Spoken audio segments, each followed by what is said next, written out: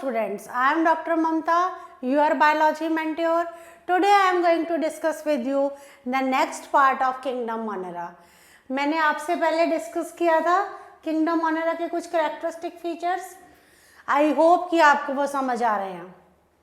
So today I will discuss with you shapes of bacteria. हम bacteria के बारे में थोड़ा सा तो पढ़ चुके हैं कि बैक्टीरिया क्या होता है, उसके क्या कैरेक्टरिस्टिक फीचर्स हैं. So let us discuss about the shapes also. Bacteria are classified into 5 groups according to the basic shapes. तो बैक्टीरिया जो है वो क्लासिफाइड है 5 ग्रुप्स में according to the shape. Shape के अकॉर्डिंग बैक्टीरिया को मैंने क्या कर दिया, 5 ग्रुप्स में डिवाइड कर दिया. अब समझो इस डायग्राम से शेप्स को. Number 1 is the cocci. Cocci कौन से होते हैं? Spherical shape. See cocci are the spherical shape. Then rod shape which are known as bacilli, bacillus. Rod shape, spiral, this is the spiral, spirilla. Comma shape, vibrios, comma. Or corkscrew, spirochetes. They can exist as single cells in pairs, in chain or clusters. इस चीज को मैंने explain अभी नहीं किया, ये higher classes में आप पढ़ेंगे. अभी आपको क्या याद रखना है, इनकी बैक्टीरिया जो है वो क्लासिफाइड है 5 ग्रुप्स में. किस बेसिस पे क्लासिफाइड है? On the basis of their shapes. तो ये डिफरेंट जो शेप्स हैं, रॉड शेप है बैसिलाई, स्पाइरल शेप्ड है स्पिरिला, स्फेरिकल शेप है कोकाई, विब्रस शेप है, विब्रियो शेप है कॉमा. तो ये आपको इस तरह याद रखने हैं अलॉन्ग विद देयर डायग्राम्स. अब मैंने यहाँ ये कहा कि they can exist as single cell. ये सिंगल सेल में भी एग्जिस्ट करते हैं, पेयर्स में भी एग्जिस्ट करते हैं, चेन्स में भी एग्जिस्ट करते हैं और क्लस्टर्स में भी एग्जिस्ट करते हैं. अगर आपको इसकी एक्सप्लेनेशन चाहिए, आप मेरे को कमेंट बॉक्स में लिख देना, मैं एक लेक्चर में इसकी एक्सप्लेनेशन ले लूँगी. राइट. देखिए अब नेक्स्ट क्या है, on the basis of number and mode of attachment of flagella. अब मुझे ये बताने की ज़रूरत नहीं है कि फ्लैजेला क्या होता है और ये क्या रोल प्ले करता है बैक्टीरियल सेल में. We know that it plays an important role in the movement. Bacterial cell की मूवमेंट में हेल्पफुल होता है. तो on the basis of number and mode of attachment of flagella, see number and mode of attachment of flagella. Number and mode of attachment of flagella. Number, कितने number में flagella present है bacteria में, and mode of attachment, किस तरह से present है वो bacteria cell के साथ. Let us see. First is atrichous. Atrichous का काम, ए का मतलब क्या होता है? Absence. A means absence. Absence of flagella is atrichous. When single flagella is present, monotrichous. When a group is more than single flagella या group is present, lophotrichous.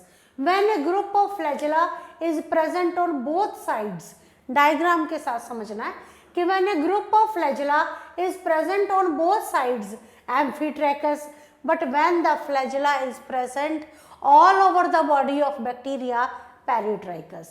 This is the arrangement of flagella. तो ये आपको याद रखना है कि number and mode of attachment of flagella के according different types हैं ये, कि अरेंजमेंट फ्लैजेला कैसे अटैच्ड है, कैसे अरेंजमेंट है फ्लैजेला का बैक्टीरिया के साथ.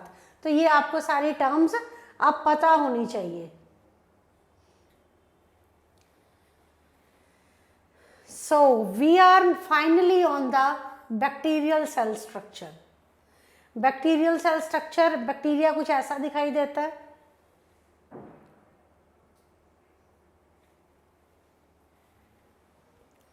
सो let us see plasma membrane. हम बैक्टीरिया के स्ट्रक्चर की बात करेंगे. It is also known as cytoplasmic membrane और सेल मेम्ब्रेन। प्लाज्मा मेम्ब्रेन को साइटोप्लाज्मिक मेम्ब्रेन भी कहते हैं और क्या कहते हैं, सेल मेम्ब्रेन भी कहते हैं। तो आप यहीं पे लिख लीजिए, प्लाज्मा मेम्ब्रेन को क्या कहते हैं, सेल मेम्ब्रेन। इट इज, अब मैं ये सब बता चुकी हूँ कि it is composed of phospholipids, proteins and carbohydrates forming a fluid mosaic model. अब फ्लूइड मोजाइक मॉडल क्या है, आप सेल वाली लेक्चर्स देखिए, उसमें मैंने सेल मेम्ब्रेन में फ्लूइड मोजाइक मॉडल की एक्सप्लेनेशन बताई है, आप उसको खोलिए और आपको ये पता लगेगा। तो जब भी कोई टॉपिक या कोई वर्ड नया आता है ना, तो उसके साथ ही उसके मीनिंग देख लेना चाहिए, तो ये जरा ना आगे के लिंक्स जो हैं वो इजी हो जाते हैं। तो प्लाज्मा मेम्ब्रेन की बात कर रहे थे, तो ये हम पहले डायग्राम पे चलते हैं एक बार वापस। सी, पहले डायग्राम को समझते हैं। देखो जी, ये है सेल मेम्ब्रेन, ये है बैक्टीरियल सेल का स्ट्रक्चर, ये है cell membrane, this one is cell membrane. इसके बाहर क्या है, cell wall, first number cell membrane, number 2 cell wall और थर्ड लेयर है कैप्सूल। अब इस कैप्सूल मैंने अभी बताया था कि that plays an important role in protection. इतना हो गया। उसके बाद मैंने क्या कहा कि इसमें क्या प्रेजेंट होते हैं, फ्लैजेला, फ्लैजेला प्रेजेंट है, पिल्लाई प्रेजेंट होते हैं, पिल्लाई प्रेजेंट है। पिल्लाई का मैंने क्या फंक्शन बताया था कि वो हेल्प करता है बैक्टीरियल सेल को होस्ट सेल के साथ अटैच करने में, ठीक है। फिर मैंने क्या बताया था, प्लाज्मिड प्रेजेंट होता है। प्लाज्मिड क्या है, एक एक्स्ट्रा सर्कुलर डीएनए प्रेजेंट है, ठीक है। तो जिसमें क्या होते हैं, एंटीबायोटिक रेजिस्टेंट जीन्स होते हैं, तो ये बैक्टीरिया को भी एंटीबायोटिक रेजिस्टेंट बनाता है। अब मैंने एक बात, मीजोजोम, मीजोजोम क्या होता है, मीजोजोम जब मैंने सेल पढ़ाया था तब मैंने बताया था मीजोजोम क्या होता है, in folding of the cell membrane, cell membrane अंदर की तरफ फोल्ड हो जाती है। साइटोप्लाज्म हमें पता ही है, fluid content of the cell, बड़ा मेन न्यूक्लियोइड डीएनए। हमें पता है कि बैक्टीरियल सेल में जो डीएनए है that is not enclosed by any nuclear membrane, तो ये कैसे पड़ा हुआ है, इट लाइज एज, ये इसी तरह प्रेजेंट है, किसमें प्रेजेंट है, साइटोप्लाज्म में, ठीक है जी। और कुछ रह गया हमारा, राइबोसोम्स। कौन सी सेल ऑर्गेनल प्रेजेंट है, सारे सेल ऑर्गेनल्स एब्सेंट है। क्यों एब्सेंट है, क्योंकि बैक्टीरिया प्रोकैरियोट है। तो कौन सा एक ऑर्गेनल प्रेजेंट है बैक्टीरिया में, राइबोसोम्स। ये हो गया clear. This is the diagram of bacterial cell. अब हम इन सभी को वन बाय वन पढ़ेंगे।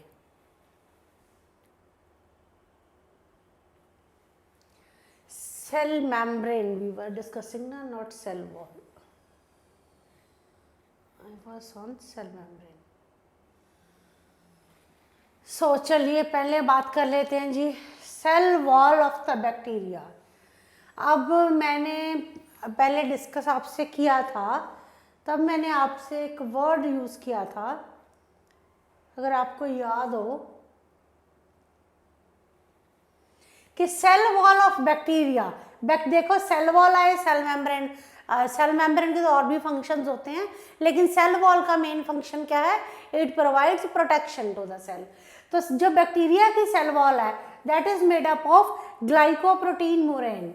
अब ये याद रखना है, ग्लाइकोप्रोटीन्स मैंने बताया था जब मैंने सेल वॉल सेपरेटली टीच किया था, तो उसमें मैंने बताया था कि जो सेल वॉल होती है बैक्टीरिया की वो किसकी बनी होती है, ग्लाइकोप्रोटीन म्यूरेन की। मेन फंक्शन क्या है सेल वॉल का, that it helps in providing support, mechanical strength and rigidity to the cell. Now the question is कि सेल वॉल बनी हुई है, आपने कहा ग्लाइकोलिपिड्स की और म्यूरेन की, तो अब क्वेश्चन ये उठता है कि जो सेल वॉल है ये क्या फंक्शन परफॉर्म करती होगी। देखो सेल मेम्ब्रेन भी है, सेल वॉल भी है, कैप्सूल भी है, राइट। अब सेल वॉल का क्या फंक्शन है, सबसे पहला जो सेल वॉल का फंक्शन है that is to provide support to the cell.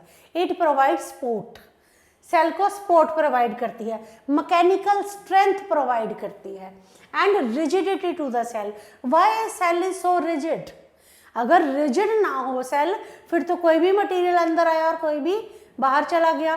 तो that cell wall provide rigidity to the cell and it also protect cell from bursting in a hypotonic medium। अगर आपको hypotonic का meaning नहीं पता तो आप कमेंट बॉक्स में लिखेंगे, तो हम इसको हाइपोटोनिक, हाइपरटोनिक और आइसोटोनिक पे एक लेक्चर लेंगे। तो ये प्रोटेक्ट करता है सेल को। सेल वॉल क्या करती है? प्रोटेक्ट करती है सेल को from bursting in hypotonic solutions. ठीक है जी। तो ये आपको सेल वॉल की जब बैक्टीरिया की बात हो तो माइंड में आ जाना चाहिए कि ये किसकी बनी हुई है? ग्लाइकोलिपिड्स की बनी हुई है, और इसके फंक्शंस पता होना चाहिए। रिस्पोर्ट प्रोवाइड करती है, रिजिडिटी प्रोवाइड करती है, शेप प्रोवाइड करती है, मैकेनिकल स्ट्रेंथ प्रोवाइड करती है। ठीक है जी, चले आगे। तो अब हम आते हैं जी प्लाज्मा मेम्ब्रेन पे। सेल वॉल की बात क्लियर हो गई। प्लाज्मा मेम्ब्रेन को क्या कहते हैं? It is known as cytoplasmic membrane. Cytoplasmic membrane और सेल मेम्ब्रेन। देखिए साइटोप्लाज्मिक मेम्ब्रेन, साइटोप्लाज्म वर्ड साथ यूज हो रहा है। किसकी बनी है? फॉस्फोलिपिड्स की बनी है, प्रोटीन्स की बनी है, कार्बोहाइड्रेट्स की बनी है। Phospholipids, proteins and carbohydrates. तो ये क्या बनाते हैं? एक fluid mosaic model. Fluid mosaic model कहाँ पे प्रेजेंट है? Fluid mosaic model cell membrane का जो चैप्टर है cell the unit of life, उसमें सेल मेम्ब्रेन में फ्लूइड मोजाइक मॉडल एक्सप्लेन किया गया है। It helps in the transportation of substances including removal of waste from the body. अब ये जो सेल मेम्ब्रेन है ना, इसको प्लाज्मा मेम्ब्रेन भी कहते हैं। अब इसका फंक्शन क्या होता है? ये इसको सिलेक्टिव परमिएबल मेम्ब्रेन भी कहते हैं। मैंने कहा कि it helps in the transport of substances. अब कुछ जो helps in the transport of substances, some ions are present outside the cell. ठीक है, तो वो सेल के अंदर कैसे आते हैं? इस सेल मेम्ब्रेन के थ्रू। सेल मेम्ब्रेन इनको एंट्री करती है कि ये वाले जो आयंस हैं, ये मॉलिक्यूल्स हैं, उनको अंदर आने देती है। और जो वेस्ट सब्सटेंसेस हैं सेल के, उनको वो क्या करती है? बाहर भेजती है। राइट। तो मैं ये कहना चाहती हूँ कि it permits certain substances to enter into the cell and permit the exit of waste material. तो ये सेलेक्टिवली परमिएबल होती है, हमें पता लग गया है। और फ्लूइड मोजाइक मॉडल आप पढ़ लेना। It helps in providing a mechanical barrier to the cell. तो जैसे हम सेल वॉल की बात कर रहे थे, शेप प्रोवाइड करती है, मैकेनिकल स्ट्रेंथ प्रोवाइड करती है, ये मैकेनिकल बैरियर है। जो प्लाज्मा मेम्ब्रेन है वो मैकेनिकल बैरियर है। जो सेल वॉल है that is providing mechanical strength, mechanical barrier to the cell. What does it mean? Mechanical barrier, ये एक तरह, ये आपका सेल है और ये रही आपकी सेल मेम्ब्रेन। ये क्या करेगी? मैकेनिकल बैरियर है। कुछ सब्सटेंसेस को, जिन सब्सटेंसेस को ये मेम्ब्रेन सेलेक्ट करेगी, वही अंदर आ सकते हैं और वेस्ट मटेरियल बाहर जाएगा। So plasma membrane acts as a semi permeable membrane. Semi permeable membrane कहते हैं which allows only selected material to move inside and outside of the cell. Plasma membrane को क्वेश्चन आता है, why plasma membrane is known as selectively permeable membrane? Because it allows only selected material to come into the cell। कुछ selected materials ही cell के अंदर आ सकते हैं। ठीक है जी। तो सेल मेम्ब्रेन और सेल वॉल क्लियर हो गया। Cytoplasm helps in cellular growth, metabolism and replication. ये तो भी याद ही करना पड़ेगा कि जो साइटोप्लाज्म है it helps in cellular growth, metabolism and replication. Cytoplasm is the store house of all the chemicals. Cytoplasm क्या है? जिसके बीच में सेल के अंदर साइटोप्लाज्म है, हमें पता है। और साइटोप्लाज्म के अंदर क्या है? जो भी ऑर्गेनल है, फॉर एग्जाम्पल यहाँ राइबोसोम्स प्रेजेंट है, न्यूक्लियर मटीरियल प्रेजेंट है। तो जितनी भी एक्टिविटीज हो रही हैं, स्टोर हाउस है केमिकल्स का और कंपोनेंट्स का that are use to sustain life of a bacterium. तो जो लाइफ है बैक्टीरियल सेल की, जो भी उसमें केमिकल्स हैं, जो भी रिएक्शन हो रही है, उन सब का स्टोर हाउस कौन है? साइटोप्लाज्म। साइटोप्लाज्म क्या होता है? Fluid content of the cell. आप इसको अपने उस चैप्टर में देखें। Ribosome, a tiny granule made up of RNA and proteins. Ribosome is the only organelle which is present in the bacterial cell, as they are prokaryotes. So tiny granule made up of RNA and proteins. They are the site of protein synthesis.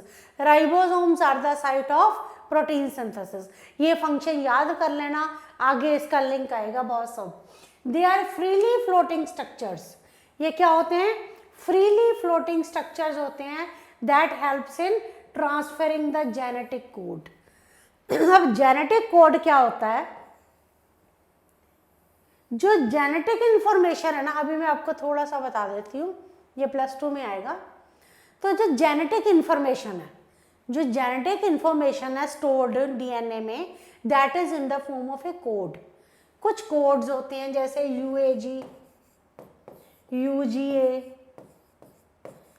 तो अभी तो आप इतना ना detail में जाएं, तो सिर्फ इतना समझो कि फ्रीली फ्लोटिंग स्ट्रक्चर्स हैं जो किस में हेल्प करते हैं? That help in transferring the genetic code. अब एक छोटी सी चीज़ यहाँ पता होनी चाहिए, जेनेटिक कोड की बात आई है। राइबोसोम्स का फंक्शन क्या है? ये प्रोटीन सिंथेसिस करते हैं, ठीक है। तो ये पता होना चाहिए आपको कि DNA जो है हमारा, वो क्या बनाता है? RNA बनाता है। DNA क्या बनाता है? RNA बनाता है। इस प्रोसेस को कहते हैं ट्रांसक्रिप्शन। DNA RNA बनाता है, इस प्रोसेस को कहते हैं ट्रांसक्रिप्शन। RNA क्या बनाता है? प्रोटीन्स बनाता है। इस प्रोसेस को क्या कहते हैं? ट्रांसलेशन। बस अभी के लिए इतना ही याद रख लो। तो राइबोसोम्स क्या है? फ्रीली फ्लोटिंग स्ट्रक्चर्स हैं। कहाँ फ्लोट कर रहे हैं? फ्रीली फ्लोटिंग है। कहाँ फ्लोट कर रहे हैं? In the cytoplasm of cell. और हेल्पफुल किसमें है? Transferring of genetic code.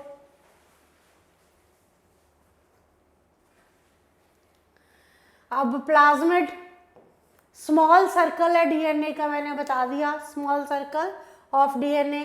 Bacterial cells have many plasmids. Very important thing to know कि जो बैक्टीरियल सेल है उसमें बहुत सारे प्लाज्मिड्स होते हैं। Plasmids are used to exchange DNA between the bacterial cells. तो ये आपको जब फर्दर मैं रिप्रोडक्शन पढ़ाऊंगी बैक्टीरियल सेल की, तो उसमें आपको आएगा कि plasmids are used to exchange DNA between the bacterial cell. तो DNA को एक्सचेंज होता है जब बैक्टीरियल सेल के बीच में, बैक्टीरियल सेल्स के बीच में जब DNA एक्सचेंज होता है, तब प्लाज्मिड्स का रोल आता है, राइट। नेक्स्ट चलते हैं फ्लैजेला। अब तो बताने की जरूरत नहीं है कि रिजिड रोटेटिंग टेल है। फ्लैजेला क्या करता है? It help the cell to move. It helps the cell to move in clockwise and anti-clockwise, forward, and also help the cell to spin. तो बैक्टीरिया के जो फ्लैजेला स्ट्रक्चर अटैच्ड है, that helps in the movement of cell in the clockwise direction, ये याद रखना है, and anti clockwise, forward, and also help the cell to spin. तो flagella हमें पता है कि मूवमेंट में हेल्प करता है, पर किस तरह मूवमेंट में हेल्प करता है? कैसे से बैक्टीरियल सेल मूव करता है? क्लॉकवाइज एंड एंटी क्लॉकवाइज, ठीक है जी। This rotation is powered by hydrogen ions gradient across the cell membrane. अब ये जो रोटेशन है ये कैसे होती है? By hydrogen ion gradient across the cell membrane. ये बड़ी इंपॉर्टेंट बात है, फर्दर इसका काफ़ी यूज होगा। These all are the basics of bacterial structure. Pili, short protein appendages. देखिए मैंने बताया था कि पिल्लाई किसके बने हैं, पिलिन प्रोटीन के। पिल्लाई किसके बने हैं, पिलिन प्रोटीन के। ये क्या है, शॉर्ट प्रोटीन अपेंडेजेस हैं। ये है आपका बैक्टीरियल सेल और ये इस तरह से कुछ स्ट्रक्चर्स हैं, शॉर्ट प्रोटीन अपेंडेजेस हैं, स्मॉलर देन फ्लैजेला। ये डिफरेंस है between the flagella and pili, smaller than flagella. This fixes the bacteria to the surface. ये करता है बैक्टीरिया को किसके साथ अटैच करता है, to the host cell surface. It also helps in reproduction during conjugation. तो ये सब आगे पढ़ेंगे कि जो पिल्लाई है, how it plays a role in reproduction, कैसे पिल्लाई रिप्रोडक्शन में रोल प्ले कर रहा है during the process of conjugation. ये सब हम पढ़ेंगे जब हम बैक्टीरिया की रिप्रोडक्शन पढ़ेंगे, कैसे करता है ये। Capsule, capsule is a kind of slime layer. देखिए जब बैक्टीरिया का स्ट्रक्चर बढ़ा जा रहा है, सेल वॉल होगी, सेल मेम्ब्रेन होगी, सॉरी पहले सेल मेम्ब्रेन, फिर सेल वॉल, फिर कैप्सूल, ठीक है। कैप्सूल थर्ड इसकी लेयर है which is present around the bacterial cell. और उसके बाद हमने उसके अंदर राइबोसोम्स पढ़ा, साइटोप्लाज्म पढ़ा, मीजोसोम पढ़ा, फ्लैजेला पढ़ा, पिल्लाई पढ़ा। तो अब हमें क्या देखना है, कैप्सूल। कैप्सूल क्या करती है, that cover the outside of cell wall. Cell wall के बाहर कैप्सूल प्रेजेंट है।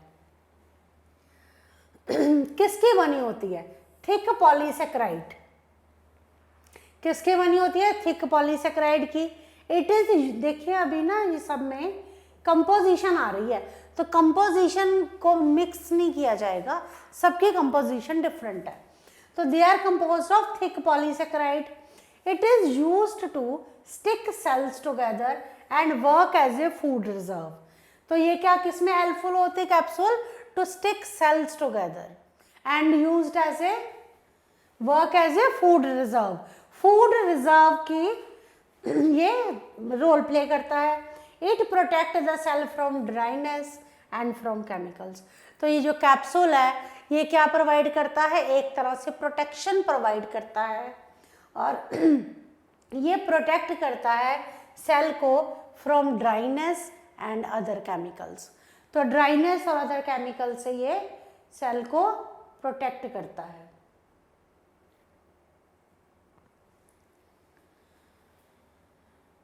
So let us start with the reproduction in bacteria.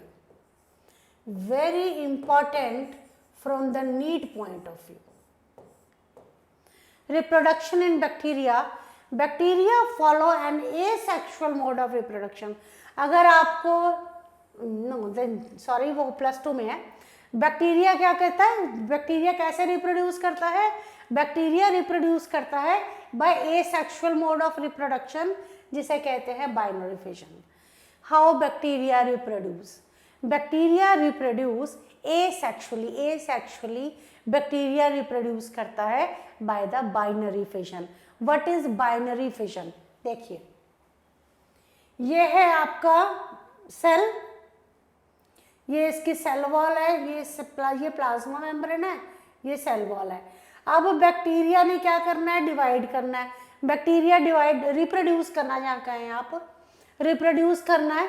तो बैक्टीरिया कैसे कैसे रिप्रोड्यूस करता है, by asexual mode, asexual mode के साथ।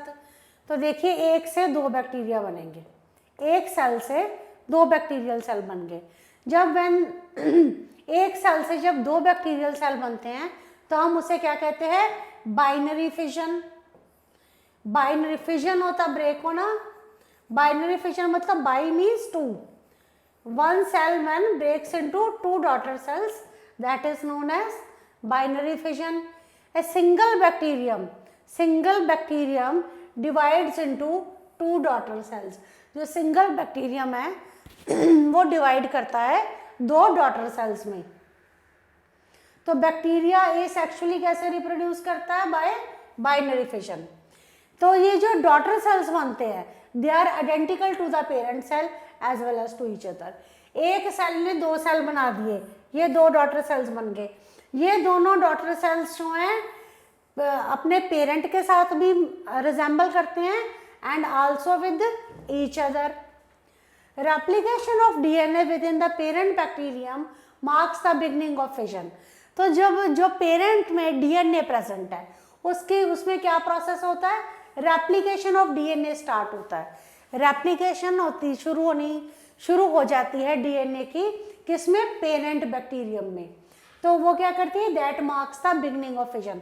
देखो जी एक सेल है, एक सेल ने दो सेल्स में, दो डॉटर सेल्स में ब्रेक होना है, राइट। तो उसमें क्या कैसे हो गया, तो जो डीएनए है उसकी क्या स्टार्ट हो जाएगी, रेप्लिकेशन स्टार्ट हो जाएगी। तो eventually cell elongates to form two daughter sales.